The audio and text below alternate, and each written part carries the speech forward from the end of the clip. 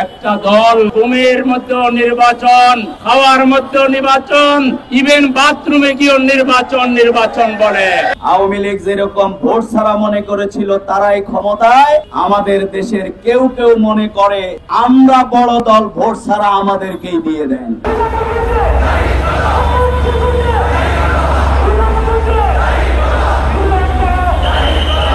একটা দল নির্বাচনের জন্য ঘুমের মধ্যে নির্বাচন, খাওয়ার মধ্যে নির্বাচন, ইভেন বাথরুমে গিয়ে নির্বাচন বলে। কিন্তু তাদের মুখ দিয়ে আমরা একবারও সুষ্ঠু নির্বাচনের কথা শুনি না। তারা সেই হাসিনা মার্কা নির্বাচন করে ভাবছেন ক্ষমতায় চলে আসবেন, এই আশা সুদূর পুরাহত হবে। বাংলাদেশে আর কোন হাসিনা মার্কা নির্বাচন হতে দেওয়া হবে না।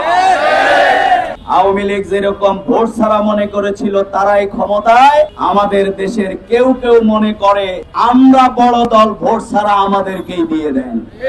এই যে ফ্যাসিবাদী একটি চরিত্র এবং আয়োজন, এই অভ্যাসের পরিবর্তন করতে হবে। নির্বাচন অবশ্যই হবে, নির্বাচন ফেব্রুয়ারি মাসেই হতে হবে, কিন্তু নির্বাচন নিয়ে যদি কোন ধরনের তালবাহানা করা হয়, নির্বাচনের নামে যদি প্রহসন করা হয়, জুলাই বিপ্লবীরা আমরা ঘরে ফিরে যাই নাই। প্রয়োজনে জুলাই বিপ্লবীরা আমরা রাস্তায় নামবো, আমরা ওগুলোকে আইনি ভিত্তি দিয়ে লেভেল প্লেইং ফিল্ড নিশ্চিত করে আমরা নির্বাচনে যাব। পালাবার কারো কোনো রাস্তা নাই। সেফ এক্সিট আর সেফ এন্ট্রি বলতে বাংলাদেশে কিছু নাই। বাংলাদেশিরা সারা দুনিয়ায় আছে, যারাই তাবেদার, যারাই ভারতের দালালি করবে, দুনিয়ার যেখানে যাবে সেখানেই প্রতিরোধ করা হবে।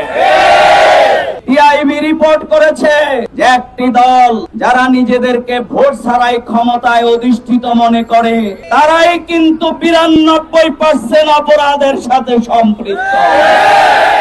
এবং অনেক জায়গায় ফ্যাসিবাদের টাকা পয়সা লেনদেনের মাধ্যমে তারা আবার 60-40 সেই পুরাতন ইতিহাস তৈরি করছে। ডক্টর ইউনূস সাহেবকে বলতে চাই, আপনার সরকার কিন্তু সাংবিধানিক কোন সরকার নয়। আপনার সরকার একটি বিপ্লবী আন্দোলনের মাধ্যমে সংগঠিত হয়েছে।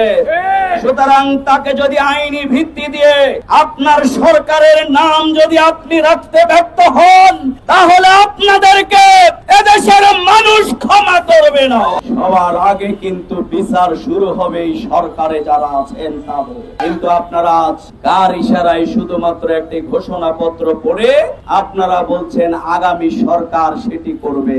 শাহাবুদ্দিনের সরকার থেকে শিক্ষা গ্রহণ করুন। ক্ষমতায় আসে তারা আর কিন্তু অন্য কাউকে চেনে না।